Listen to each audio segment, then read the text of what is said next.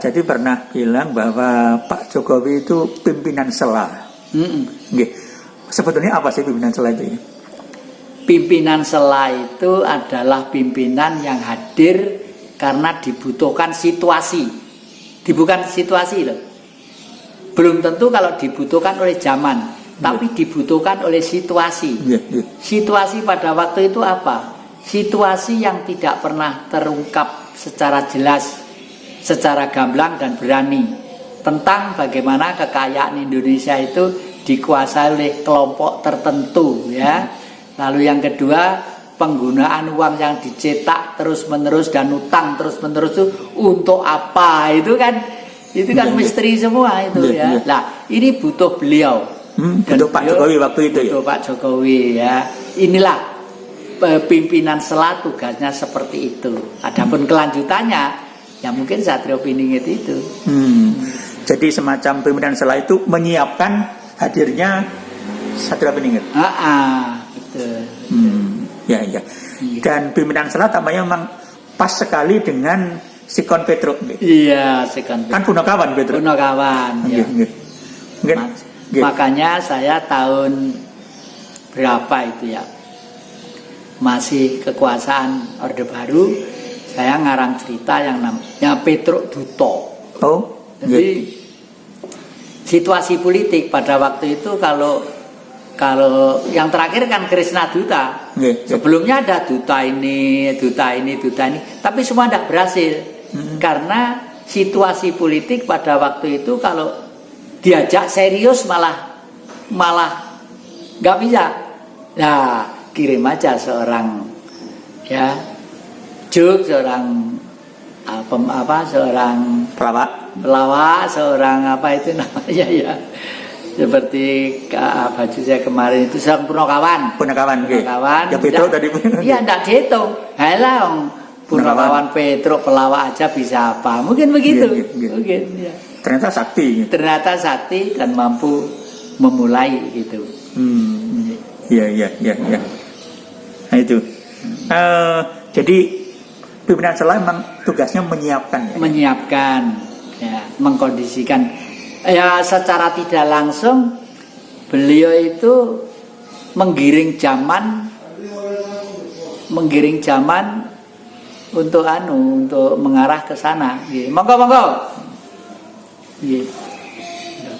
Berarti kalau ayo masuk, Dik. Monggo. Masuk, duduk dulu. Nggih, monggo, rayu. Nggih. Rayu.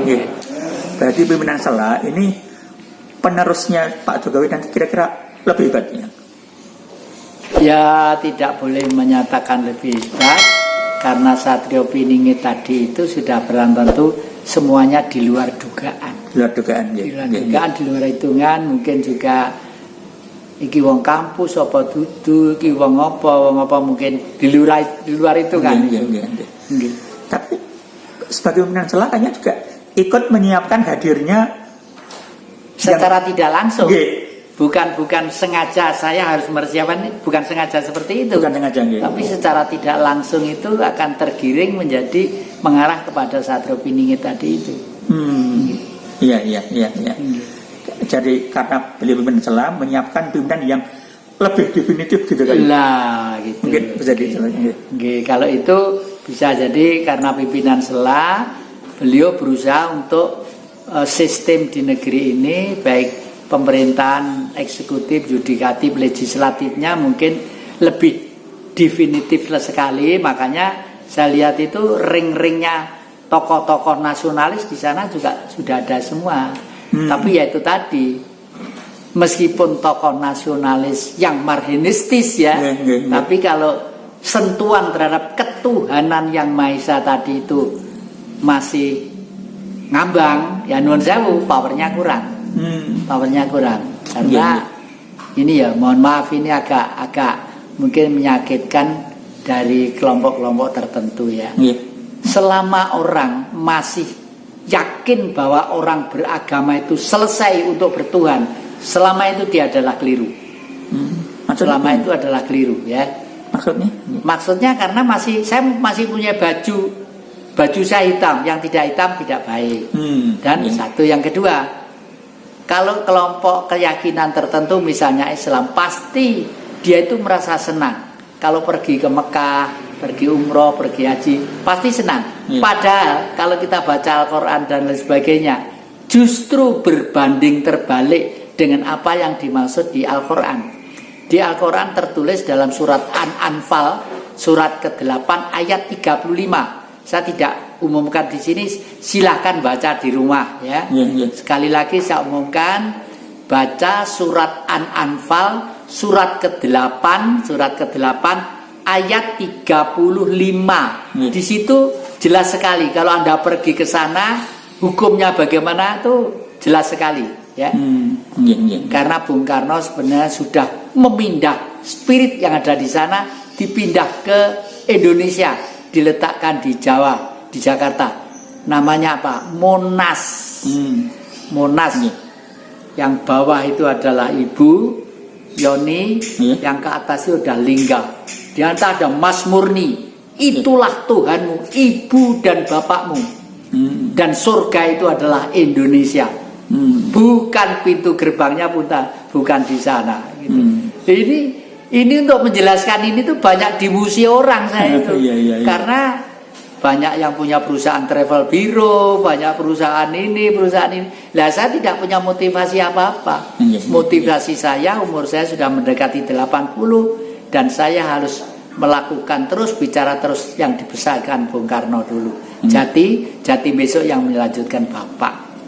Yang menjaga keluarganya, yang menjaga negeri ini, yang menjaga terutama adalah ajarannya.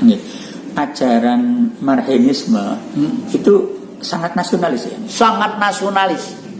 Kitab-kitab suci mulai Taurat, Zabur dengan Al-Quran tujuannya pasti sama. Jangan sampai manusia memeras manusia yang lainnya, jangan sampai bangsa satu memeras bangsa yang lainnya. Nah ini di dalam Marhenisme ajaran Bung Karno isinya yaitu. Jadi ajaran Bung Karno Marhenisme itu ajaran tahun 2000 sampai tahun 3000 yang akan datang. Untuk mengerti Tuhan nanti itu bukan katanya, harus sudah ilmiah. Makanya saya membuat buku yang diborong oleh Pak Polda Jawa Timur. Waktu itu tinggal 150 unit diborong. Judulnya 99% manusia di dunia gagal paham tentang Tuhan. Dan nanti kitab suci itu bagi saya buat untuk saya sendiri dengan siapa yang percaya, hanya 1 lembar. Yang itu sebenarnya dipegang oleh Raja Pandawa, namanya Prabu Puntadewa. Suratnya itu namanya apa? Jamus Kalimosodo. Dengan Jamus Kalimosodo itu manusia nanti akan cerdas, akan bijak dan bisa melakukan hukum Tuhan. Itu.